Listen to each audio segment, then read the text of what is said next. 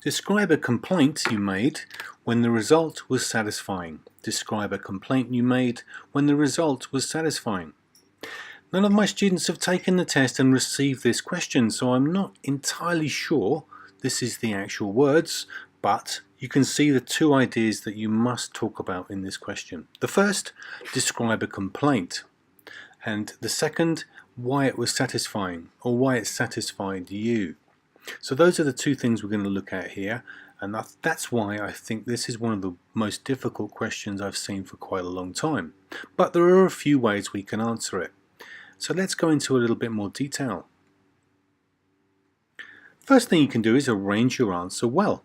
Talk about how I rarely complain, but I rarely complain, but, and then you can start talking about the complaint.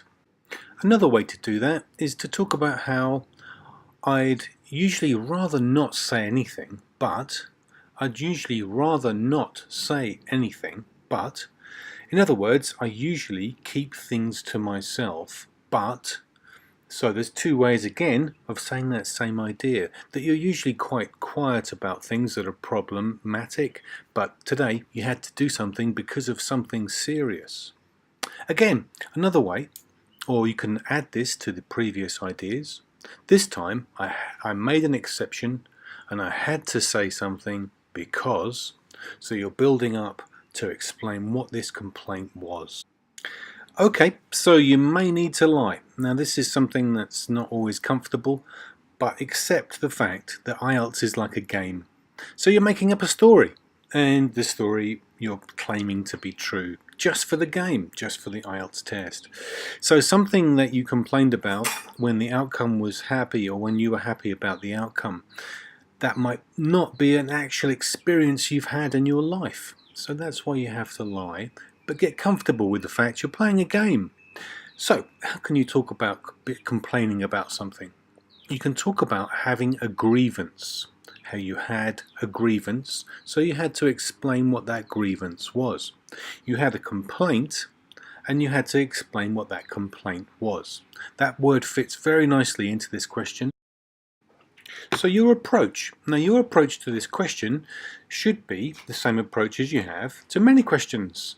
And this is something you can actually do and talk about. You can talk about how in the negotiation or in the discussion or in the conversation when you were making the complaint, you were firm but fair. You can explain how you provided your viewpoint calmly without emotion. Yeah, you were very clear with your point of view. And that's something you can do actually in your test as well as describe in your answer. Okay, so we've set up the idea of the complaint. Now who can we complain to? Who might we be complaining about? Well, could be the service industry, somebody who's giving us a service, somebody where they are serving us.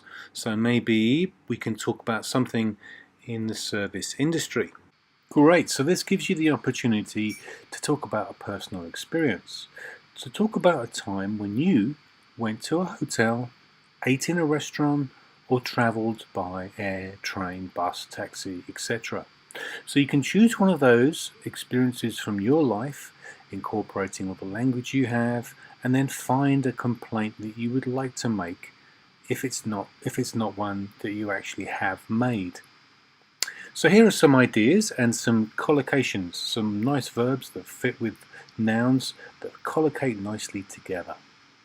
So if we're talking about a hotel or a restaurant or travel, we can use this PPF method, past, present, future, and time travel. Use the different tenses in your answer cleverly so that you're actually providing the examiner with past, present, and future tense sentences. So if you're talking about a hotel, you can obviously talk about the room, how you were upgraded to a better bedroom with a balcony, or you were upgraded to a better room with a nicer view. If you're talking about a restaurant, you can talk about how they gave you a free meal or complimentary drinks or maybe wine. So they gave you complimentary, that's something you didn't pay for. Or if you're talking about traveling, you can talk about how you were upgraded to first class. Upgraded to first class. Great, so you got some good opportunity here to give some nice reasons as to why you were satisfied. I have never had the chance before to eat in that restaurant or taste that food or whatever the room is. We're talking about the hotel, or maybe go to first class. I have never been in a luxury suite. I was really excited to be in the hotel pool. It was awesome to receive an upgrade. Whatever fits your answer, you can add these kind of more complex language, more complex structures to your answer. If you can, don't push yourself too much, and hopefully these ideas will help you to construct a really good answer for this question, because this question is quite difficult, but done right, it can really give you a good score because it challenges you quite extensively.